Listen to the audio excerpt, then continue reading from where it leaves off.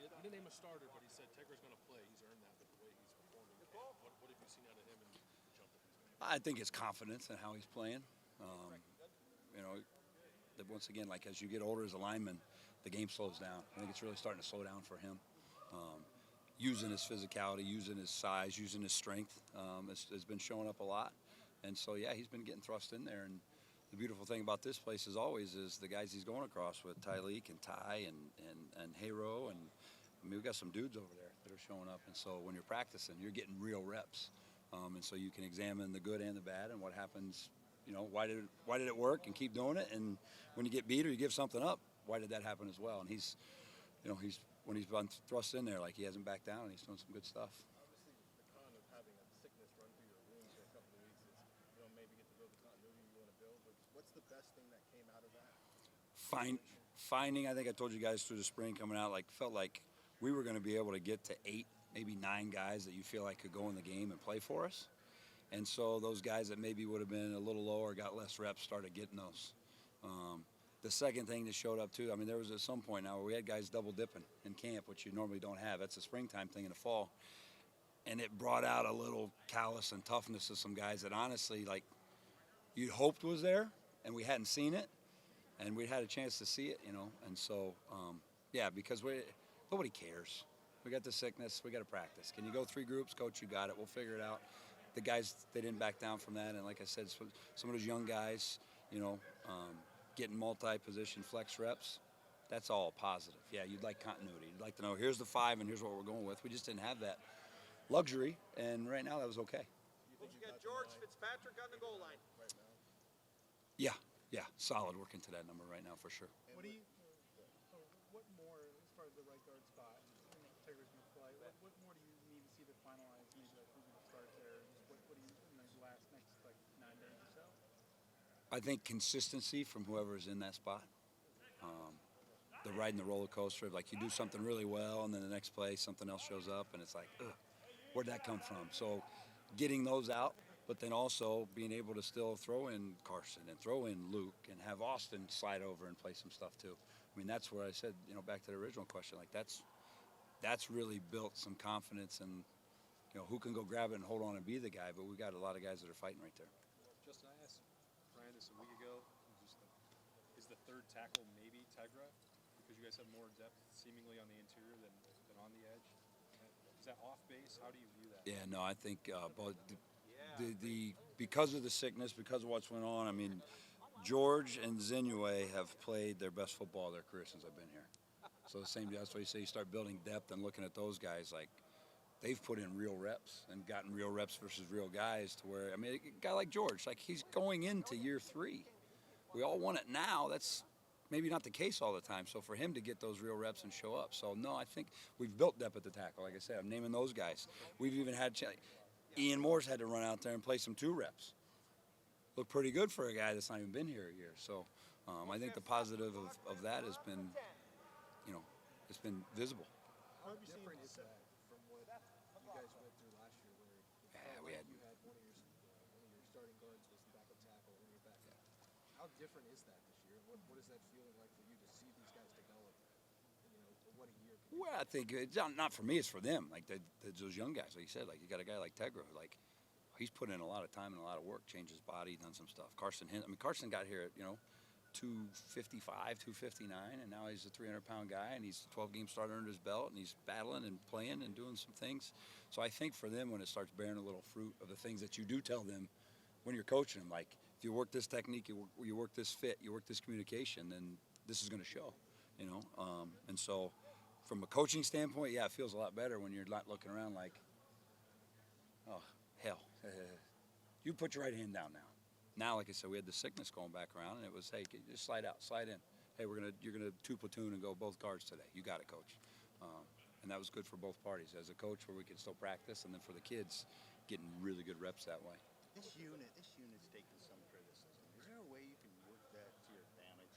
Sort of psychology. I mean, Yeah, Donovan was like he didn't want to talk. Yeah, just flip the calendar of an offensive line unit anywhere. You're going to take the criticism. I think the maturity of these guys is probably what sounded or showed with Donovan. I wasn't over there, but like He had to hold his tongue. okay, that's our position. That's who we are. That's when you want to coach this position or play this position. Like, you're going to take those. So I think the maturity and the growth of those guys understanding what they need to do, why they need to do it, is going to pay dividends when we get on the field and start playing in the games. What do you want to see differently from last year if you had to name one thing? We're playing more and continue to play more like linemen and not lines on a page. I think as young guys and new guys you get in, you're kind of like, all right, who do I have? Oh, I got berm. Okay, I'm going to go get the berm. Right? Right. No, blocking you. I'd want to block you. You're right. I'd want to block him, right? You can block Okay. him even with your banged up leg. Thanks, guys. But just trying to not screw it up or get there, figuring it out, schematically or whatever. Or now the ownership and, all right, we're going to berm, and this is how we're getting here, and this is the technique I'm using. That's showing up a lot more with the guys. And like I said, that starts bearing fruit because you're not blocking a pop-up dummy. Like we do pods, we do individual with Larry's guys, and you got good on good. And it's showing, and that's the positive, to where as a coach now I'm sitting here feeling like, yeah, feeling better about it because we're doing it, and they're doing it because they understand it, and they're not just saying, I'm a line on the page, I got to go block the nose guard.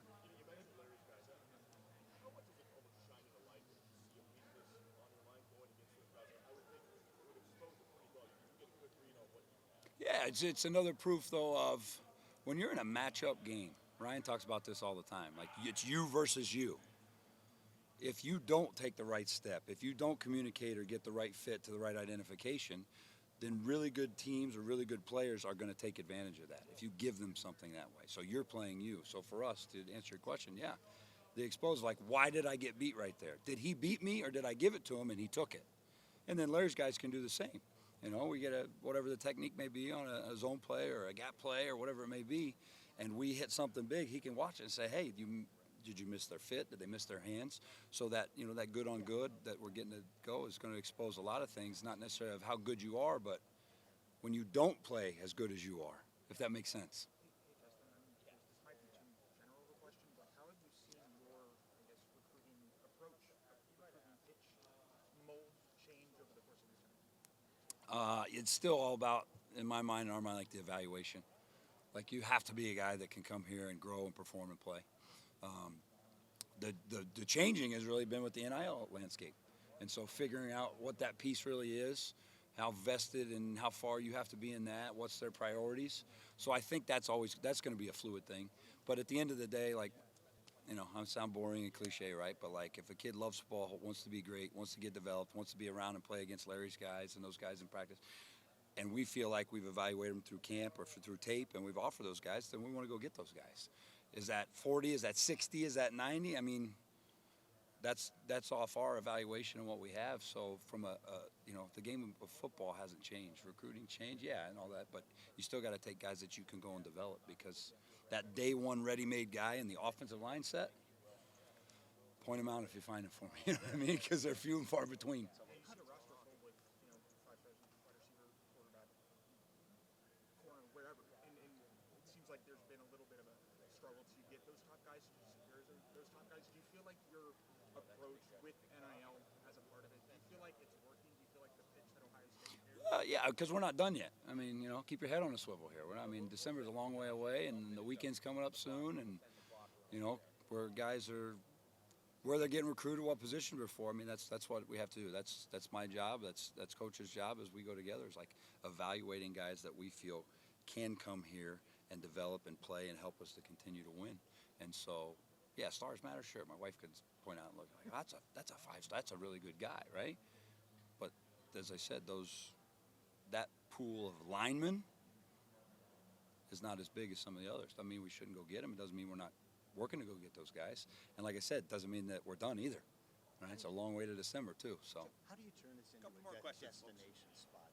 Does one superstar guy that ends up going to the NFL, is that big startup pipeline, or is it hard to really get this to be a place where you're getting those guys you absolutely want? yeah, I mean, I think you just look at the recent history all the way through, or all the stickers on the wall in there. I mean, yeah, we had Paris. He was your national 5-star guy, right?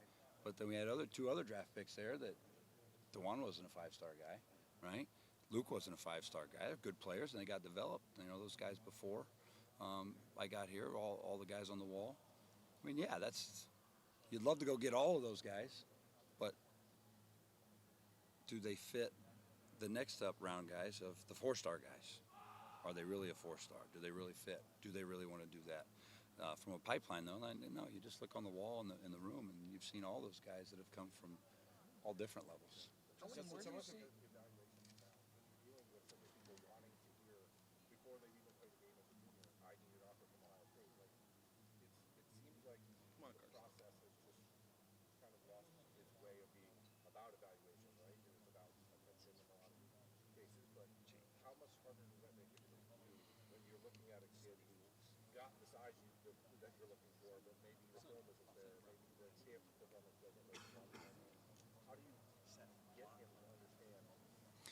Yeah, I think you got to feel through the relationship with the kid, maybe the relationship with the coach, and just being frank and honest with them.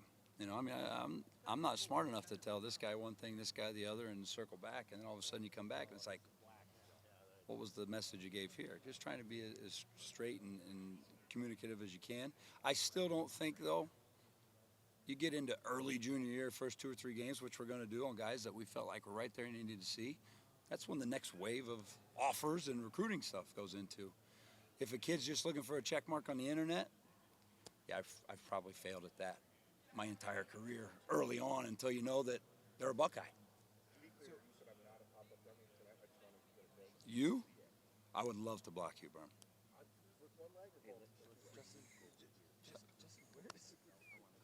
trying to get one more serious thing in here. Gotcha. You got 3 guys on the left side. Last that question for all- Coach. That all have 20-plus starts.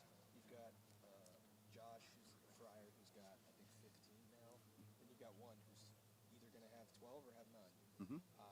Where does that experience show up when you're watching day-to-day, down-to-down, play-to-play, evaluating? It could depend on the day. Like you're in the doldrums and the grind of camp, practice 12, 13, 14. That veteran guy that kind of grabs the guys like, fellas, we've been here. Let's go. This is a little tough. We got to pick it up. We got to go. Could be in a situational deal. Spence, you know, where it's like, hey, we're going to third down period. Well, it's not just another play. Hey, this is third down now. They're coming over the walls. They're blitzing. Watch the picks. Watch the twists, whatever the patterns may be. And I think it'll show then in the games when we hit the first real adversity through whatever game or whatever quarter or whatever drive that shows up. Then that's the next time it'll show up because they've, as you said, there's gamesmanship there. They've been in that, and they know now it's not the first time like, whoa, what's happening? It's, hey, this is happening. Here's how we get through it. The hindsight is super 2020 with this, but like, is that something that you think that you guys were just kind of missing last year with a brand new center and 2 new tackles and, you know, you obviously had Donnie, but like, do you think that you were missing a little bit of that, get your ass in gear, let's go? Yeah, you just have a veteran experienced guys, you know. I mean, you had Matt there who played a lot of ball. You had Donnie who was coming into it, but then, yeah, you're replacing him with 3 new guys. You know, one coming from across the country and the other 2 guys that were coming into it. So, yeah, I mean, experience helps a ton. And what's experience? You just said it. I've started this many games, which means he's played this many thousand reps. I've started this many games. I've had this many reps in the red zone or this many in a whatever situation it may be. Coach Simmons, like him being here for Last one. Jerry's eyeing me. All right, 15 more. No, last one. where have you seen Josh grow over the past year now? Which one? Yeah, right. It's like 30 Josh and Simmons. I think the game for him has slowed down just in the verbiage and the communication part.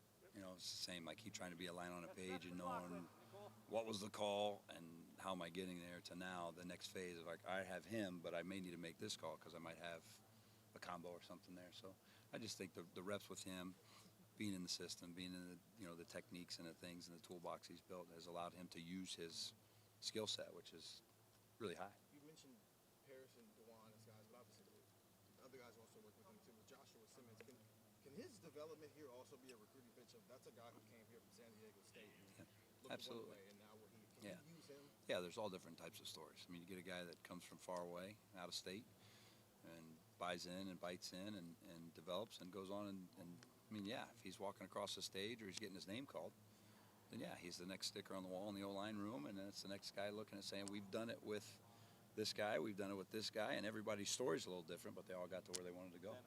How much Coach, thank you. senior film Thanks, are you guys. expecting Thanks, guys. to watch A lot. next month? Is A that lot. normal? Is that typical? Yeah, has to be, because recruiting's ever evolving. Hey, Justin, thanks. Thank you, Coach. Thanks, Justin.